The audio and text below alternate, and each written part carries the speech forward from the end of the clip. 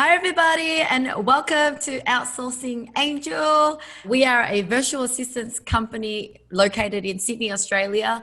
And in this podcast or YouTube video, wherever you're watching this, we are here interviewing virtual assistants, the virtual assistants that you would potentially be working with, so that you really get a chance to learn more about them, right? Because sometimes when you hire a VA, you don't really know what they look like, what they do. So we're going to just debunk all that.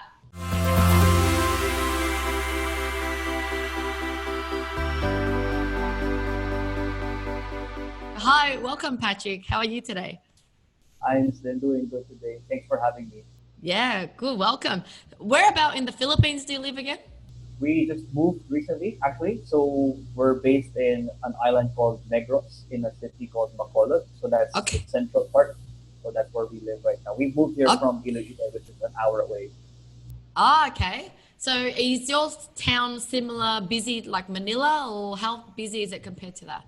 No, actually, well, one of the reasons why we moved is, well, number one, because we work virtually, so we can practically work anywhere. We came from Iloilo, which is a town probably the third most busy, not as busy as Manila.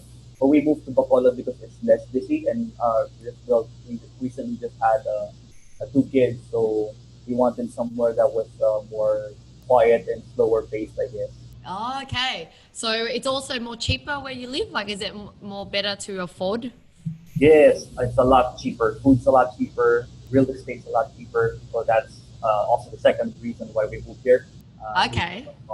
Yeah, and that's why I love about working virtually, because it doesn't matter where you are. You know, you can take advantage of cheaper area, cheaper place to live, more quiet, relaxing. You know, that's the dream that I had when I was starting out. You know, I had a kid when I was, 20 years old. Went to a corporate job and was like, where's my life? Like, I just have no time for life, right? So that was my reason for starting an online business. And then I was like, well, why don't I just keep doing that for other people rather than, because sometimes as an entrepreneur, you grow a business and then you're like, okay, well, I have more people now. Let's put them in an office. But I just saw it as, no, why can't my team enjoy what I enjoy, which is all working from home? Yeah. So that's right. So Patrick, tell me about your journey in becoming a VA. Like, what made you decide to become a VA? I guess I'll start where about 7-8 years ago when I was actually working. Same as you, I had an office job. I had a day job. Basically, I have to travel to work every now and then. Back then, we had our first child, Alexa, who she was about 2 years old, turning 3 at that time when I took that job. It was a marketing job. So I was doing everything that I was doing right now. So doing graphics, doing social media marketing for a local company. And then when my daughter grew up, and then when we had our second daughter, I realized that I wanted to be both work. So I made that decision basically to transition from working an office-based job. And even during that time, I was already working online, on the side with some clients on a project basis. But then I saw the opportunity basically to, I started pretty early, right? So it was towards the time when Upwork was still Odesk and really, really early, back in the days when there wasn't a lot of infrastructure for this yet. But then when I saw that there was more structure and then agencies like Outsourcing Angel came into the picture, I saw that there was an opportunity to jump on to working virtually full time. And I never looked back since then. Been working. So describe your life as a freelancer before you came to an agency, right? Like, you were a freelancer, virtual assistant. What was life like then? Well, it was very busy, of course. Well, the city that we lived in, Iloilo, right? It's not as busy as Manila, but it's booming, it's growing. So I remember when I was like in college, right? Traffic was 5 minutes. If you were stuck on the road for 5 minutes, that was bad traffic. And then later on, when I started working, it became 20 minutes and 30 minutes. Then just became the hassle of having to go from one place to another was one thing. And then, I guess it all changed when I became a parent, right?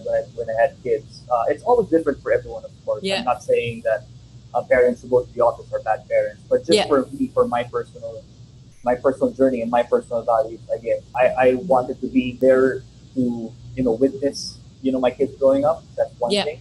But it was always like I would leave so early in the morning, my kids would be asleep and then when I get home at night, it would be practically their bedtime already. That's not how I wanted my kids to grow up, and that's not how I wanted to be as a parent. So that was the big change for me. I guess it was really more of like work-life balance and then family values. Yeah. So that was the life when you were in a corporate job, but how about a life as a freelancer? So you became a freelancer and went out there looking for jobs for yourself. What was life like then? Of course, at the beginning, it was kind of hard, right? I guess I jumped into freelancing in a time again when there was not that much infrastructure and system.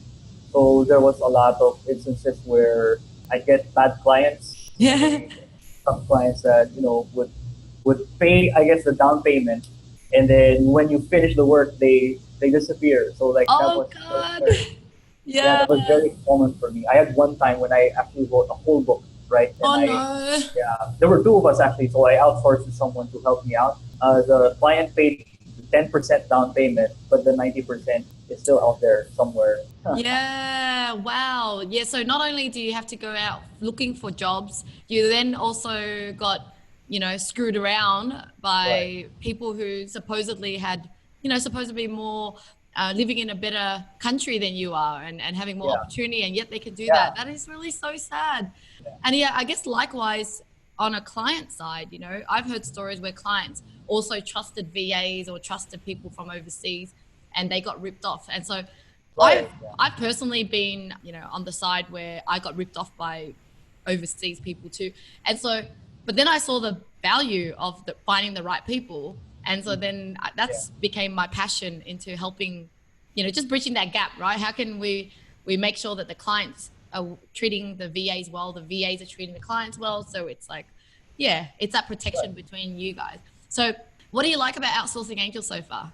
I guess since we're in the conversation of like system infrastructure, right? I guess it makes sense to say that worry is not there anymore of having to work with clients that, sometimes it might not be because they try to run away from you or anything, but sometimes they forget to pay payroll and then it's on a Friday and then you have to wait Saturday, Sunday with no salary. Those kinds of things. It really helps when you have like a middle person, I guess, to take care of salaries and conflict resolution. Because even with one thing I guess that's pretty common as well, especially when we were starting off, was the cultural difference was a big factor. So there was a lot of disagreements that were unnecessary just because you said the wrong word or said the wrong thing, but that wasn't exactly what you meant. But then having like a company like Outsourcing Angel really helps because you have people that will support you, that will remind you, it's like, make sure that you don't use this word, make sure you use this word instead. Remember that this is another thing, of course, would be like holidays, right? In the Philippines, holidays are different compared to Australia. And then you message the client, you email the client on a holiday, and then you have like a company Outsourcing Angel to remind you, like, just a reminder, today's a holiday in Australia, make sure that, to set the expectation, I guess. Yeah, cool. And definitely. I mean, sometimes when you're working with business clients, their business may change and they may not need the VA service anymore, but we're there to help you find a job fast. Tell me more about the tasks that you currently do for your client. Like, what industry is he in? What service does he offer? And then what tasks do you do for him? Sure. Or him or her, sorry. Yeah. My client right now, they're in the medical industry. So, which is pretty new for me, right? Because I mostly work with people who are in education or who sell an actual product. But it's interesting to see that you see people in the medical field actually. Now. I help out in the areas of social media. I think that's the big thing I do. Graphic design. That has been what I've been doing for the past 9 to 10 years as a freelancer and as a virtual assistant. And just these small tasks as well, here and there, can really help in the area of just communication and marketing. I guess that's and even for myself, you're so versatile. Like, you help me with writing tasks, then you even design my ebook covers and video covers and social media posts, and and then I know you even do a bit of video editing, right? A little bit. Yeah. How do you get so versatile with your skills? Like, what can a VA learn from you to be able to like have all these skills that you have? Well, I think number one is to really bank on what you want to be good at, right? So from the beginning, for me personally, what I really love doing as a whole picture is communication as a whole, whether that's Okay. through graphics, through writing, through videos, whatever it is. I'm really passionate about communicating ideas in a clear way. Yes. That's what I think I do well, and that's what I love to do. That's what I enjoy Yes. doing. Yes. So that's very important because like I know a lot of people who want to come into virtual assistants basically because they know that you make good money, right? Yeah. But it's not really something they don't really know what they want to do. You want to do blogger because like they always think it's like virtual assistant. You just go online, you look in front of the camera, and you make money right away. That's Yeah, not yeah, how it yeah, yeah, works. yeah, yeah, yeah. That's not how it works. You need to do something for a client, Yeah, right? you need to add value. You need to You learn a need to, service. yeah, Yeah. exactly. So it takes that knowing what you want to be good at, and then number two, I guess, is just constant learning because like with the way that everything's going right now with the technology, everything's just evolving so fast. I mean, like 5 years ago, you would have never thought that you'd have the jobs that we have right now Yeah. online, right? So Yeah.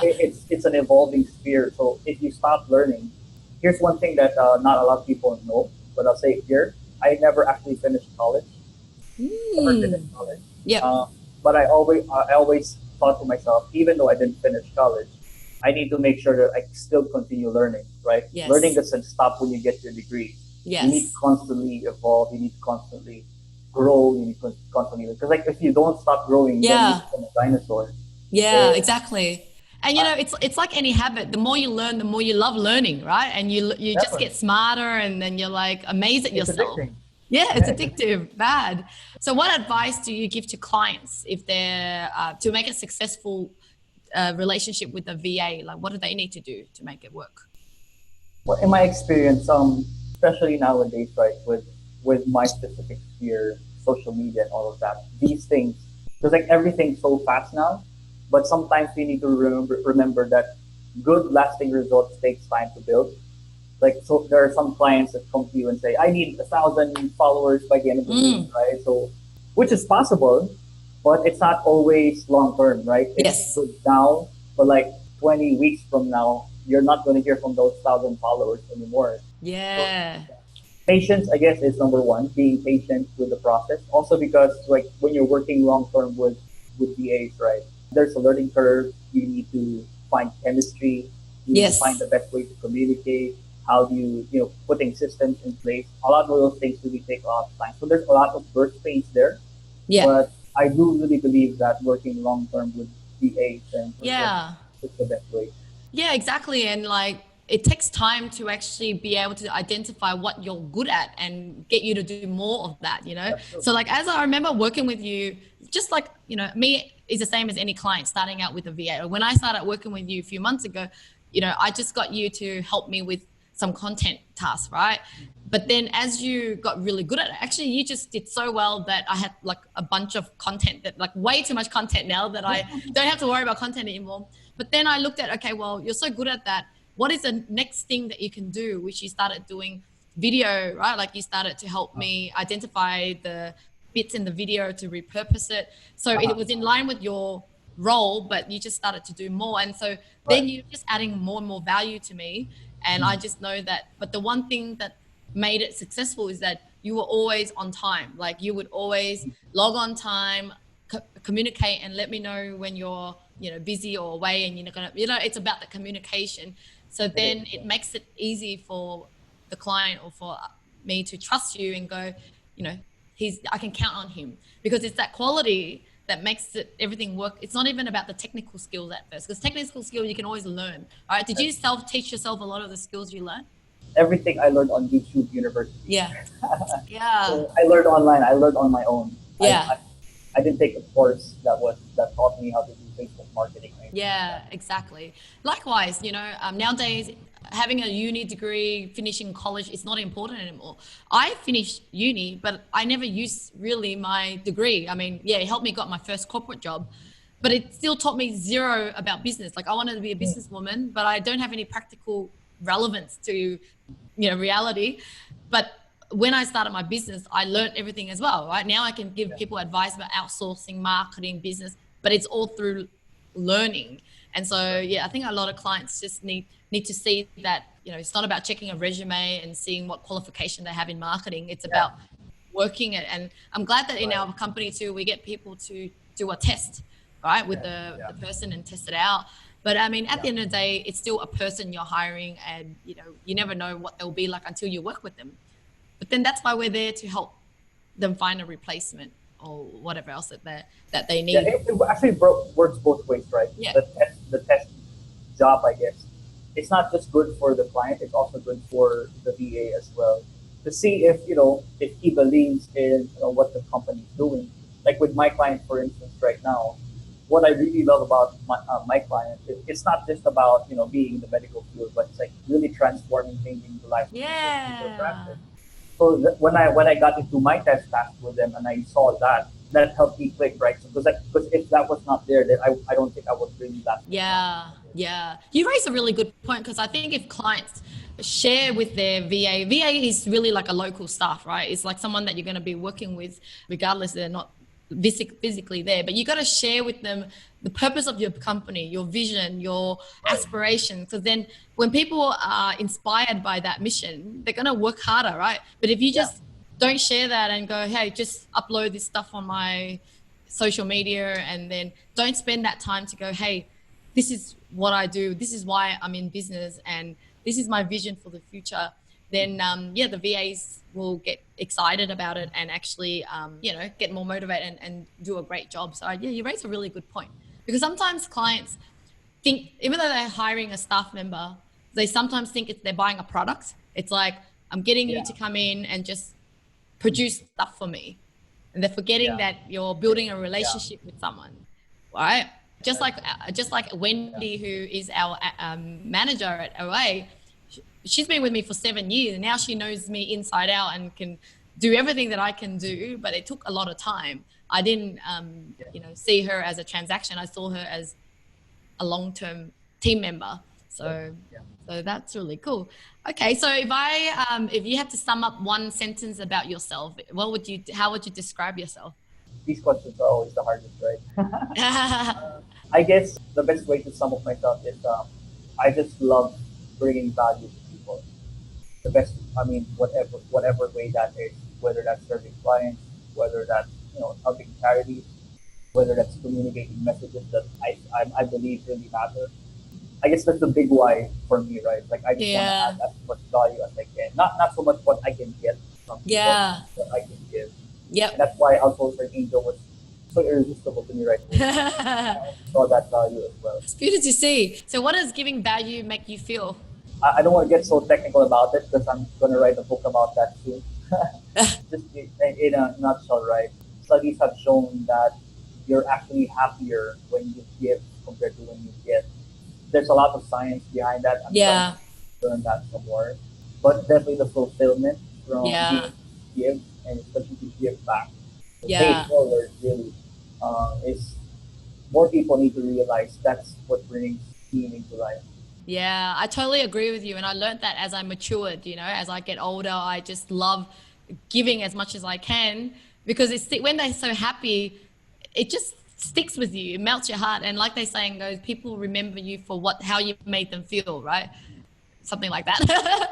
And so I'm completely on the same page as you. I just want to leave this world knowing that everyone felt better after knowing me, you know, and same as you. So thank you so much, Patrick. We had a really great long chat. I learned so much from you. You're so mature, so wise, and such an inspiration to other dads. Like, you know, not many dads can juggle work and fatherhood, and you've done such an amazing job. So thank you so much. Thank you. Okay, bye. Bye.